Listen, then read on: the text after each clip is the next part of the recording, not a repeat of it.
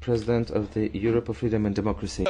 When we had a president, we'd see a giant global political figure, the man that would be the political leader for 500 million people, the man that would represent all of us on the world stage, the man whose job was so important that, of course, you're paid more than President Obama.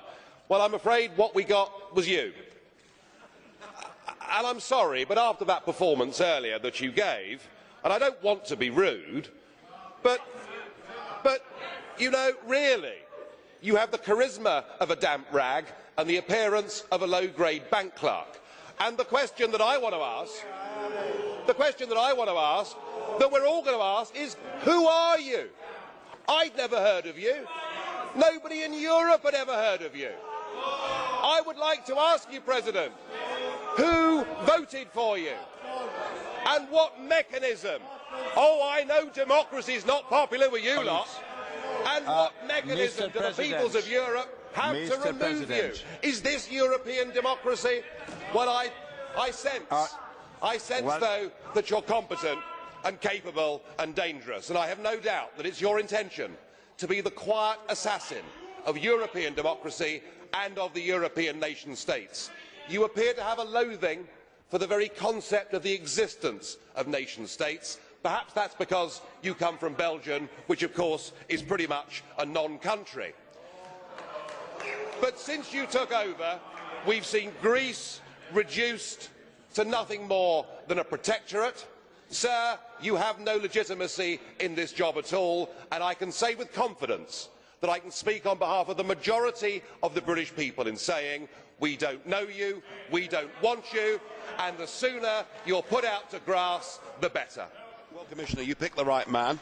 Puppet Papademos is in place, and as Athens caught fire on Sunday night, he rather took my breath away. He said, violence and destruction have no place in a democratic country.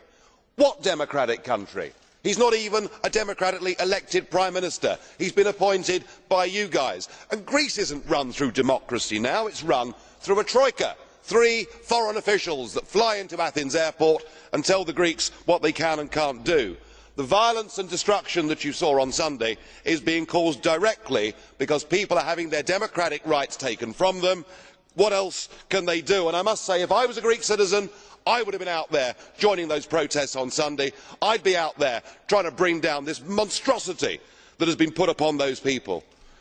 And in his efforts, in the puppet's efforts to get the MPs to vote for the bailout package, he warned them that if they didn't do so, there would be a dramatic decline in living standards. Well, as he looked outside the front door, has he seen the fact that 50% of the young people are unemployed already? Has he seen the fact that the economy, far from stalling, has contracted for 5 years in a row and is now accelerating on a downward death spiral, a contraction of 7% per annum? Greece is being driven into the ground, and I think, frankly, when it comes to chaos, you ain't seen nothing yet. These policies are driving Greece towards a revolution. They need to be set free. If they don't get the drachma back, you will be responsible for something truly, truly horrible. Well, congratulations, everybody. David Cameron had you worried for a bit. You thought he was even a Eurosceptic, but it's okay. You've had a quiet word with him, and the real David Cameron was back. Whatever happened to the veto? No more vetoes anymore. Indeed, Mr Cameron is now actively supporting this quite despicable pact, this plan to destroy and humiliate nation-states that do not live up to a Germanic view of how economies ought to be run. Now, I must say, I thought the weekend's proposals from the German finance ministry that came out, suggesting that a European Commissioner and his staff occupy a big building in Athens and take over the running of the country, a Gauleiter, some may say, I thought it must be a joke. I thought it can't, I mean, possibly even this EU could not sink to those depths. But of course it was just a negotiating position. And what we've now got for Greece is diplomacy at gunpoint. It's the kind of strategy that Palmerston used against Athens back in the 19th century. Nobody can deny today that Greece is any more than a colony. And this is all a terrible, huge mistake. Greece is not a failing subsidiary company where head office needs to come in and take control. Greece is a nation with a soul, a nation with pride, with history. Goodness me, they invented democracy in the first place. They are suffering. They have youth unemployment of 50%, caused, Mr Van Rompuy, because they're in the euro. You are causing the misery in these countries, and you blather on about creating jobs and growth. None of this is actually going to happen. And remember, these people are being driven into humiliation and desperation, and desperate people do desperate things, and I am deeply fearful for what will happen in Greece if we continue with this mad course, and of course, as Mr Barroso knows, it's going to be Portugal next. Well, good morning, Mr Schulz. President Schulz, I know it's my job to congratulate you, but given that we knew this result 2.5 years ago as a result of a stitch-up, there really doesn't seem to be much point. I mean, after all, nobody in Europe would ever, modern-day Europe, would ever have a big, powerful job that was decided by a full, open process. I'm sure Mr Barroso would agree. I was musing this morning. I was thinking, what kind of President Schulz are we going to get? Are we going to get a dignified, calm, a figure that behaves like the Speaker of all great parliaments around the world, somebody who puts himself above politics and the nitty-gritty of the day-to-day arguments and is an ambassador, indeed a statesman? Or are we going to get the Martin Schulz we've got to know since 2004 as leader of the Socialist Group? You know the one I mean, snarling, angry, unable to control his temper, intolerant of anybody with an alternative point of view, somebody who is contemptuous when in free referendums people have the temerity to vote no, somebody who is anti-British to his fingertips and doesn't like free markets. I was wondering which one would we get. Well, your opening speech has settled that question for me, and it's pretty clear. We're going to have 2.5 years of political fanaticism from the chair. And I have to say, only a third world country, only a banana republic would want to have an overtly political president of a parliament. But it's what we've got. I may represent the smallest group in this parliament, Mr Schulz, but I can tell you that it's a group whose ideas and whose views are now being echoed by a growing number of citizens right across this continent. I'm sure you'd agree. The opinion polls show it's kind of 50-50 whether people think this EU is a good thing or a bad thing. What we represent, sir, is not anti-Europeanism. That is not what it's about. We believe in nation-state democracy. We want a Europe of trade. We want a Europe of cooperation. We want a Europe that is responsible. We don't want a Europe that seeks to be a global superpower. We don't want a Europe run by Mr Barroso and the Commission and the so-called community method. And I will do my very best to provide political opposition to your presidency over the course of the next 2.5 years, and I hope you give us a fair hearing. Thank you. Chairman, thank you. I've often asked myself the question, why would a successful country that's enjoyed 1,000 years of independence give up its right of self-government to the unelected non-entities that we see sitting before us this morning? And the answer that comes back from the Foreign Office and the great of the good is that we must have influence in Europe. We must have a seat at the top table and we can change things. And we've done our best to prove what good Europeans we are. We go on paying you £50 million a day. We've helped the Euro bailout fund, even though we didn't join the currency, thank goodness. We've given you 80% of the fish stocks that swim in our waters. Your fleets can come and take that from us. And we've applied every directive you've given us absolutely to the letter, all of it to gain influence. In fact, Nick Clegg is so deluded he still thinks we can take the lead in Europe. When a British Prime Minister goes to a summit with a very modest proposal to protect a uniquely important British industry, a snarling President Sarkozy tells him where to go, with German approval of course, and we find ourselves without a friend in the room, some influence. Well, you've decided to head off on the Titanic towards economic and democratic disaster, and we're now in a lifeboat outside the Titanic, but we're threatened by a bow wave that is going to come and engulf us if we're not careful, and it's retribution, and we've heard the language of retribution this morning. Financial markets legislation is going to be imposed upon Britain, and we will have no influence whatsoever over any of it. Something changed, though, on Friday. Mr Cameron may not know it, but we are now on course. Britain is going to make the great escape. We are going to get out of this union. We will be the first European country to get our freedom back. I suspect many others will follow.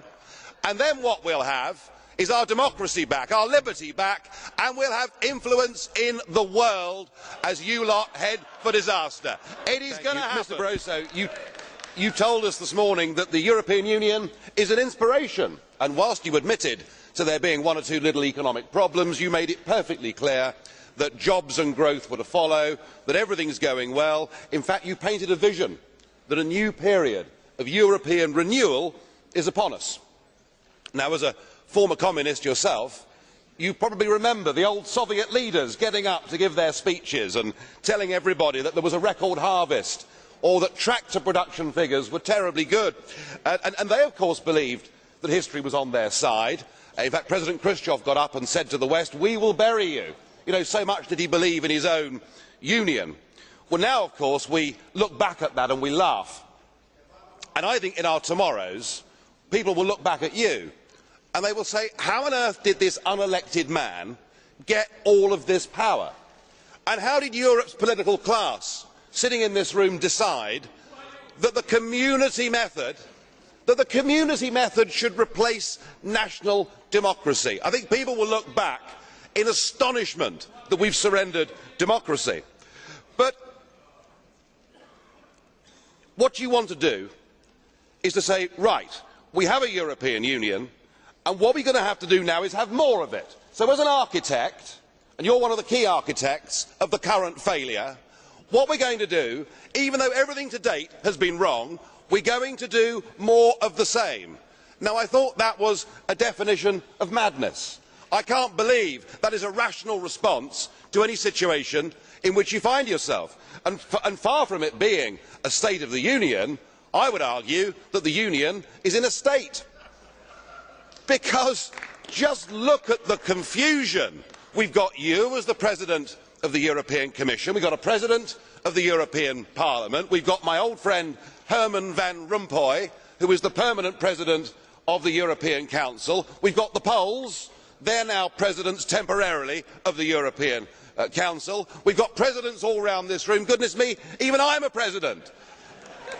I mean, I'm not sure what the collective noun for presidents is. Perhaps an incompetence, I don't know. But certainly when you take away democratic accountability, it's clear nobody really is in charge. And it's developing as a union of intolerance. Anybody that stands up here and dares to give a political view that is different to the received wisdom is written off as mad, insane, violent, fascist. We've heard it for years from these people.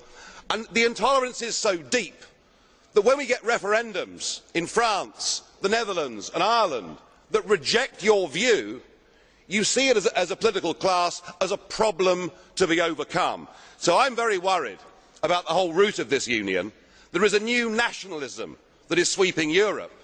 You want to abolish the nation states, in your case, Mr Schulz, perhaps because you are ashamed of your past, and you now want this flag and a new anthem to replace nation states, and you do not care how you get there. If you have to crush national democracy, if you have to oppose popular referendums, you just sweep this aside and say that it is populism. Well, it is not, it is democracy. And what is sweeping Northern Europe now, starting off in April with that amazing result in the Finnish general election, is there is a new democratic revolution sweeping Northern Europe. It is not anti-European. It wants a Europe of trade. It wants a Europe of cooperation. It wants a Europe where we can do student exchanges, where we can work in each other's capital cities. It wants those things, but it does not want this European Union model. Frankly, you are all now yesterday's men. Democracy, well, I sense, though, that you are competent. and capable and dangerous, and I have no doubt that it's your intention to be the quiet assassin of European democracy and of the European nation states. You appear to have a loathing for the very concept of the existence of nation states. Perhaps that's because you come from Belgium, which of course is pretty much a ask. That we're all going to ask is, who are you? I'd never heard of you. Nobody in Europe had ever heard of you. I would like to ask you, President, who voted for you? And what mechanism? Oh, I know democracy is not popular with you lot. And what mechanism do the peoples of Europe have to remove you? Is this European democracy non-country? But since you took over, we've seen Greece reduced to nothing more than a protectorate. Sir, you have no legitimacy in this job at all, and I can say with confidence that I can speak on behalf of the majority of the British people in saying we don't know you, we don't want you, and the sooner you're put out to grass, the better. But of course you're paid more than President Obama. Well, I'm afraid what we got was you. And I'm sorry, but after that performance earlier that you gave, and I don't want to be rude, but you know, really, you have the charisma of a damp rag and the appearance of a low-grade bank clerk. And the question that I want to ask,